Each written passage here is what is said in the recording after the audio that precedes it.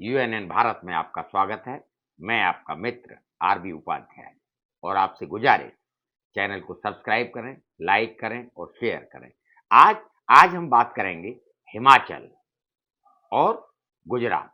दोनों राज्यों में इलेक्शन हो रहे हैं और कयास लगाए जा रहे हैं। बीजेपी हिमाचल में बागियों को मनाने में जुटी है।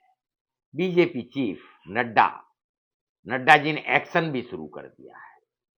स्वाभाविक है, जैसे जैसे इलेक्शन नजदीक आता चला जाता है, कई लोगों के टिकट कटते हैं। अब जिसका टिकट कटता है वो बागी हो जाता है। वो कोशिश करता है कहीं दूसरी पार्टी से टिकट मिले या निर्दलीय खड़ा हो जाए, दो ही विकल्प। और वो देखा जाता है, जब कहीं से टिकट नहीं मिलता तो वही अधिकृत उम्मीदवार के खिलाफ निर्दलीय खड़ा हो जाता है जिसका टिकट कटता है। ऐसे में हिमाचल में जो देखने को मिल रहा है, जो असंतोष हिमाचल में देखने को बीजेपी के अंदर मिल रहा है, बीजेपी कहीं ना कहीं जिन चुनौतियों का सामना कर रही है, भविष्य क्या होगा मैं नहीं कह सकता, लेकिन भविष्य अच्छा जरूर नहीं है, ऐसा मेरा मानना है। तभी जेपी नड्डा जी को उतरना पड़ता है बागियों को मनाने में और एक्शन लेने में। आप सब लोग भली भांति परिचित हैं, नड्डा जी हिमाचल से आते हैं और वैसे भी बहुत सारे चैलेंज नड्डा जी के सामने हैं। नड्डा जी को एक्सटेंशन मिलना है अध्यक्ष पद पर। वहीं कांग्रेस अपना अध्यक्ष चुन चुकी है लोकतांत्रिक प्रक्रिया से। तो सवाल वहां भी उठ रहा है, क्या नड्डा जी चुनावी प्रक्रिया के तहत अध्यक्ष बनाया गया या ऐसे ही? ऐसे में अगर हिमाचल में बीजेपी कमजोर होती है तो स्वाभाविक है नड्डा जी पर भी प्रश्न चिन्ह खड़े होंगे कि वो अपने गृह राज्य में बीजेपी को नहीं बचा पाए। और वैसे भी हिमाचल का इतिहास रहा है, वहां सत्ता परिवर्तन होता है और इस समय जो विषम परिस्थितियां हैं, चाहे महंगाई, चाहे बेरोजगारी और हिमाचल के लोगों का मिजाज, मैं देख रहा हूं जो भी लोग जा रहे हैं, बात कर रहे हैं जनता से। मैं तो नहीं जा पाया, लेकिन हमारे कई साथी वहां चुनाव में काम कर रहे हैं, अलग अलग विधानसभाओं में जा रहे हैं, लोगों की राय मांग रहे हैं। कुछ लोग तो क्लियर बदलाव की बात करते हैं, कुछ लोग टाल जाते हैं, यानी वो साइलेंट वोटर है, वो नहीं बताना चाहता किसको वोट करेगा। ऐसे में जहां इतिहास रहा हो सत्ता बदलने का हिमाचल का, वहां अगर बीजेपी को इस तरह की कवायद करनी पड़ रही है तो स्वाभाविक है कि माहौल फेवर में नहीं है।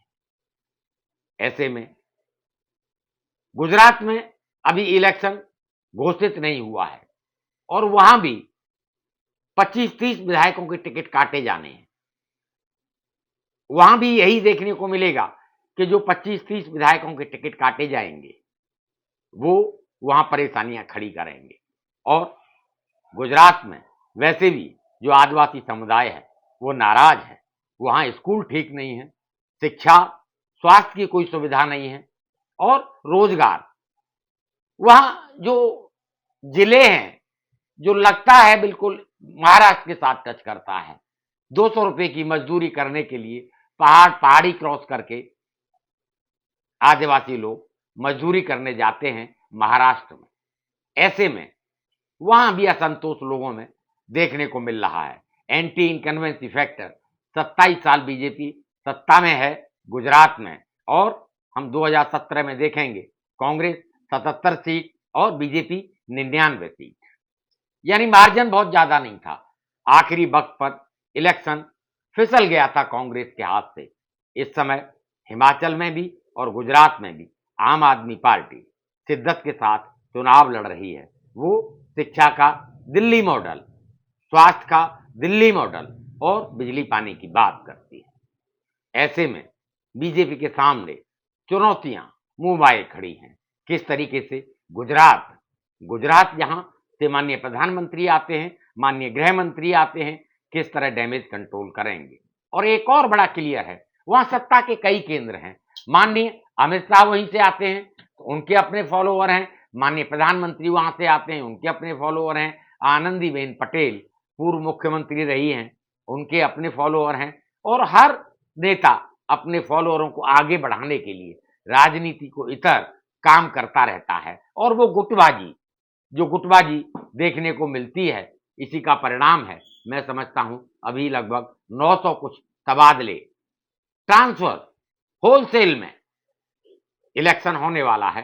चुनाव से ठीक पहले इतनी बड़ी मात्रा में ट्रांसफर होना कहीं ना कहीं बहुत सारे प्रश्न खड़े करता है।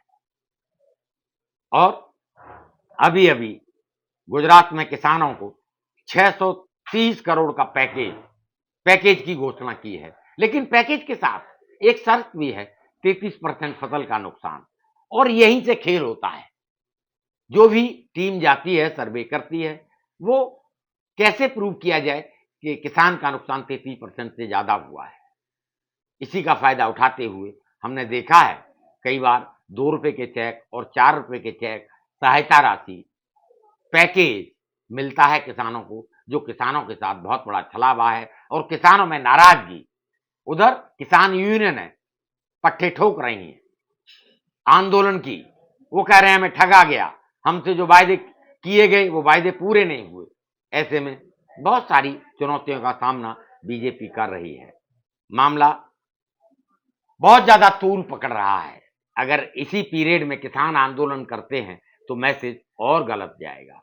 और तीसरी तरफ राहुल गांधी की भारत जोड़ो यात्रा, वो भी अपना प्रभाव छोड़ रही है।